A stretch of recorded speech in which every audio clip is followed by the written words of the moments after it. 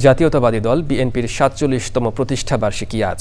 প্রয়াত রাষ্ট্রপতি জিয়াউর রহমান ১৯৭৮ সালের এই দিনে বিএনপি গঠন করেন। প্রতিষ্ঠাবার্ষিকী উপলক্ষে আলোচনা সভা, শোভাযাত্রা, সপ্তাহব্যাপী নানান কর্মসূচি রয়েছে দলটির। রাজনৈতিক বিশ্লেষকরা মনে করছেন, বড় রাজনৈতিক দল হিসেবে বিএনপির অনেক দায়িত্ব, আর মূল চ্যালেঞ্জ দেশে গণতন্ত্র ফিরিয়ে আনা। রাহুল রায়ের রিপোর্ট। ৪৭ বছর আগে এই দিনে বাংলাদেশ জাতীয়তাবাদী দল বিএনপি প্রতিষ্ঠা করেন সাবেক রাষ্ট্রপতি জিয়াউর রহমান। মাত্র ৩ বছরের মাথায় বড় ধাক্কা খায় দলটি। ১৯৮১ সালের ৩০শে মে চট্টগ্রামে এক ব্যর্থ সামরিক অভ্যুত্থানে জিয়াউর রহমান নিহত হন। এরপর নানা ঘটনার মধ্য দিয়ে ১৯৮৩ সালের ২১শে ফেব্রুয়ারি বিএনপির হাল ধরেন তারই সহধর্মিণী বেগম খালেদা জিয়া, হন দলের চেয়ারপারসন। ১৯৯১ ও ২০০১-এ বিএনপি ক্ষমতায় গেলে বেগম খালেদা জিয়া প্রধানমন্ত্রী হন। 1/11-এর প্রেক্ষাপটে বদলে যায় দেশের রাজনৈতিক প্রেক্ষাপট।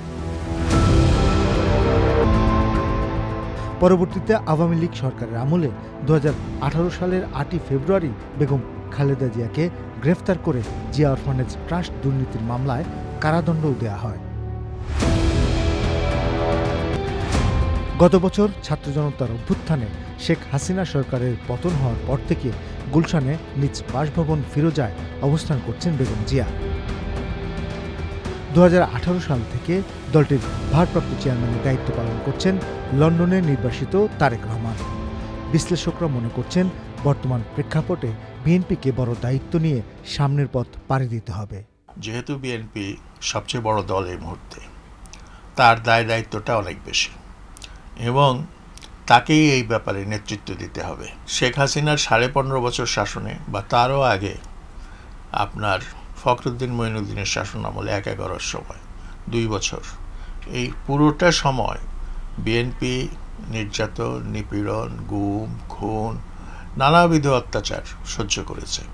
গণতন্ত্রের পথে যাতে কোনো ব্যত্যয় না ঘটে সেইটা নিশ্চিত করা, তাদেরকে যদি কিছু ত্যাগ স্বীকারও করতে হয় এবং ছাড় দিতে হয় সেটা দেওয়া, তবে অবশ্যই ছাড় বা ত্যাগ স্বীকারটা জাতীয় স্বার্থের নিরিখেই করতে হবে।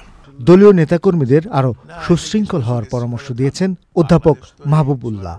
এটা নিছক ক্ষমতার লড়াই হিসেবে চিন্তা করলে হবে না, এইটাকে দেশ গঠনের একটা লড়াই হিসেবে চিন্তা করতে হবে এবং তার জন্য থাকতে হবে সর্বোচ্চ দেশপ্রেম। বিএনপি কর্মীদের সবাই যাতে এক বাক্যে এক মনে যেটাকে বলা হয় শপথবদ্ধ হয়, সেটার জন্য তাদেরকে কাজ করতে হবে। সামনের দিনগুলোতেও আমাদের সামনে অনেক চ্যালেঞ্জ আসবে। রাজনৈতিক বিশ্লেষকরা মনে করছেন, বিএনপিকে সবসময় রাষ্ট্রের কল্যাণের কথা চিন্তা করে এগুতে হবে। রাহুল রায়, চ্যানেল আই।